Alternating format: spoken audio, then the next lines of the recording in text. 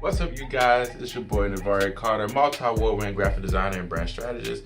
And today I'm back again with another video on how to get higher paying clients. All right. So I know everybody wants higher paying clients and charge more and get paid for it. So stay tuned. All right, number one thing I think everybody wants to do if you're a creative in general, but for my designers out there, is how to get higher paying clients. Now, a lot of you may know or may not know the market value rate of doing designs for certain projects. Let's say a web design project, all right? You should not be charging less than $3,000. So let's throw that out the gate right then and there. You wanna argue with me? Let me know in the comments below if you feel different. However, you should not be charging less than $3,000 at market rate for web design. Now, if you are, trust me, I've been there. I used to do websites for like $500, $800, and I worked my way up, into the thousands.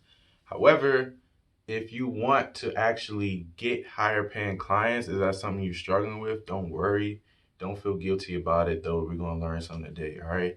So step number one, what you're going to do with it is, one, I need y'all to believe in yourselves, all right?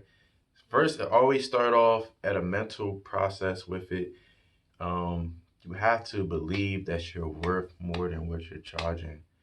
That's just honestly the truth with it. I wish it was something easier I could tell you, but it has to start here. You have to believe it. If you don't believe that people would pay you more for what you do, I don't care if everybody in your circle that you do know is charging this amount and you're trying to charge more. You can get that higher paid client, but it first starts with that self-belief right there.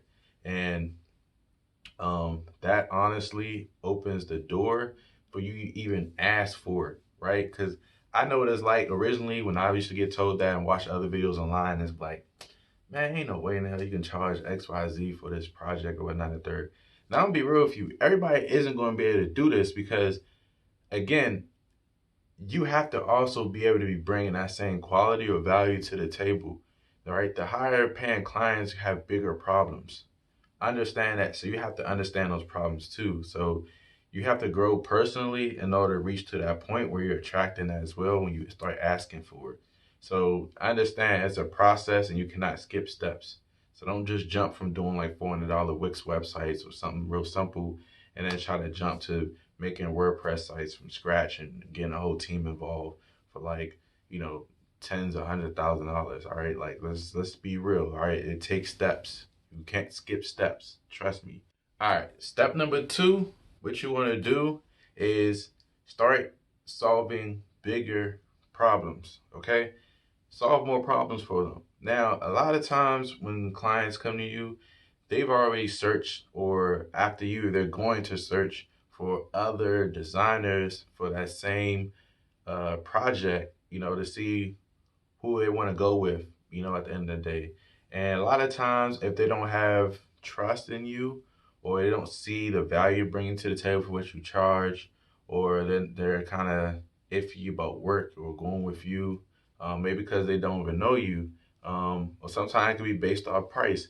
We don't know, but we do know people work with who they like, trust, and know. So if you don't have eight of these three things, 9 times out of 10, they're going to go off of price, whether they can afford you or not. All right, they'll probably go the cheaper, best option in their minds. So how to get you out of that rat race so that you're positioned more as an expert in what you do and get charged more, solve more problems. What do I mean by that? If you think about it, right, when you're freelancing or you're a solopreneur with your own business, doing design as a creative, oftentimes we only think of ourselves as just a designer instead of thinking of ourselves as a business being run. We're just holding different hats on the head at the time. So if you ever worked at a design agency or any business in that such, not everybody for every particular position will get paid the exact same thing, right? CEO is not going to get paid the exact same amount as an entry-level designer that hired the job. The entry-level designer is going to get paid less because they're solving less problems and they're taking less risks. So one thing you got to do is stop looking at yourself as just only a designer and somebody who has a lot more to bring to the table, because you're also a business owner. So you have to identify the problems that entrepreneurs go through and think about that when you're actually helping somebody else with their business, not just for a website design, but the business problem that they're trying to solve. So if you know as yourself as a designer, your website alone isn't going to get you traffic in business. You have to start marketing and bringing traffic into your business by developing a sales funnel and brand awareness, right? So of course, if somebody else come to you for a website, they don't need those things. They might not know that.